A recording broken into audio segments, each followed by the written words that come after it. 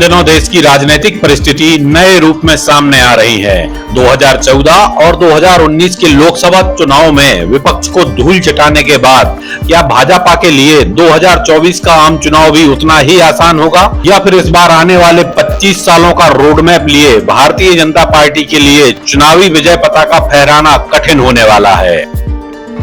इस सवाल का जवाब देना आसान नहीं है, लेकिन इन दिनों देश के जो सियासी हालात हैं उनसे एक बात तो तय है कि इस बार के चुनाव पिछले दोनों लोकसभा चुनाव से बहुत अलग होंगे और शायद इस बदलाव की नींव कर्नाटक विधानसभा चुनाव के परिणाम से रखी जाएगी। दरअसल लंबे अरसे के बाद भाजपा और कांग्रेस के बीच सीधी टक्कर और भारी वार पलटवार से भरे कर्नाटक विधानसभा चुनाव में जो भी एग्जिट पोल निकलकर सामने आ रहे हैं उनमें कांग्रेस को या तो बहुमत मिलता हुआ दिखाई दे रहा है या फिर कांग्रेस सबसे बड़ी पार्टी के रूप में सामने आई है। गौरतलब है कि पिछले लोकसभा चुनाव के बाद कांग्रेस ने शायद कर्नाटक विधानसभा चुनाव में ही अपनी पूरी ताकत झोंकी हुई थी और उसका परिणाम प्रचार सभाओं में भी देखने को मिला था। इन संभावित चुनाव परिणामों से कांग्रेस नेता और कार्यकर्ताओं में उत्साह है।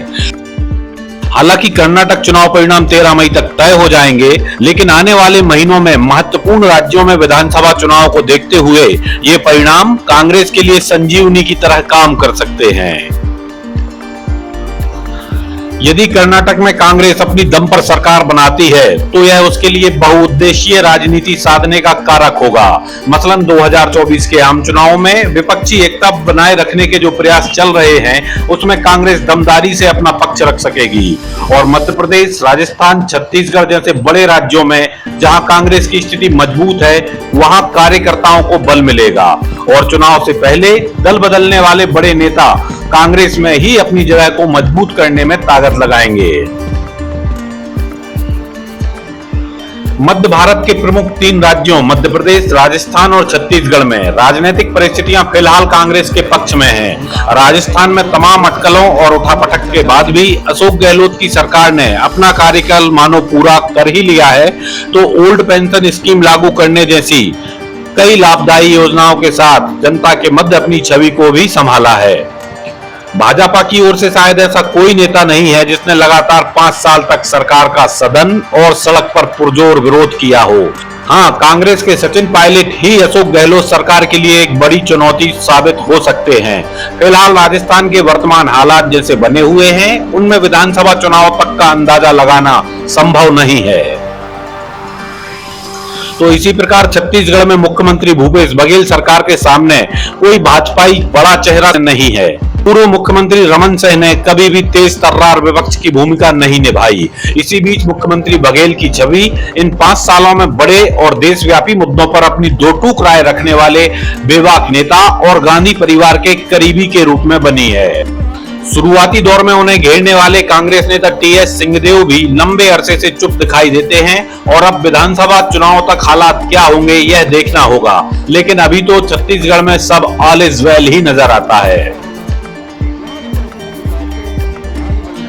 इन दोनों राज्यों से इतर मध्य प्रदेश में इन दोनों जो कुछ भी हो रहा है शायद उसे ही राजनीति कहा जाता है। अपनी बनी बनाई सरकार गिराई जाने का विस्फान किए बैठे कमलनाथ वर्तमान में मध्य प्रदेश में जितने सक्रिय हैं उतने शायद अपने लंबे राजनीतिक जीवन में कभी भी नहीं रहे होंगे। मध्य प्रदेश में कांग्रेस के पुराने धुरंधर कमलनाथ और दिग्विजय सिंह लगातार कांग्रेस संगठन की मजबूती के लिए और भाजपा सरकार को घेरने का कार्य कर रहे हैं। अरुण यादव और जीतू पटवारी जैसे प्रदेश कांग्रेस के बड़े चेहरे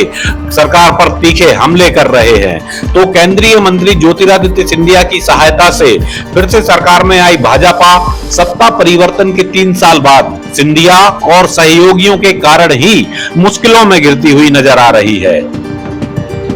पिछले सप्ताह ही भाजपा के पूर्व मुख्यमंत्री कैलाश जोशी के बेटे दीपक जोशी ने कांग्रेस की सदस्यता ली,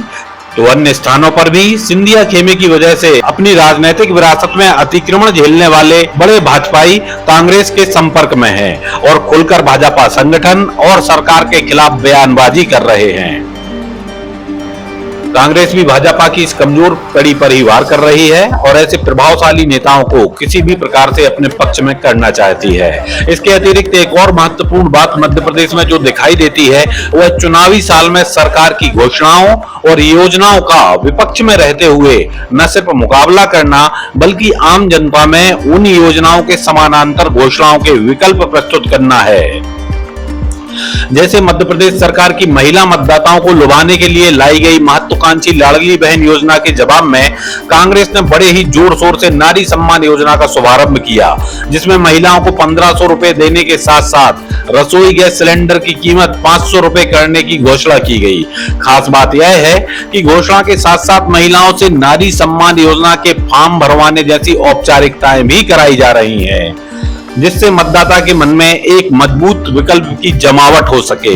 अब देखना यह होगा कि कर्नाटक चुनाव में जिस प्रकार कांग्रेस के नेताओं और कार्यकर्ताओं ने एकजुट होकर सत्ताधारी दल भाजपा का मुकाबला किया है, क्या इसी शैली को कांग्रेस के केंद्रीय और प्रादेशिक नेता अन्य राज्यों के विधानसभा चुनाव तक जारी रख सकेंगे, या फिर कांग्रेस से अधिक भाजपा इन चुनाव परिणामों से सबक लेकर अन्य राज्यों और लोकसभा के चुनावों में अपनी रणनीति को बदलकर और अधिक प्रभावशाली बनाने में कामयाब होगी।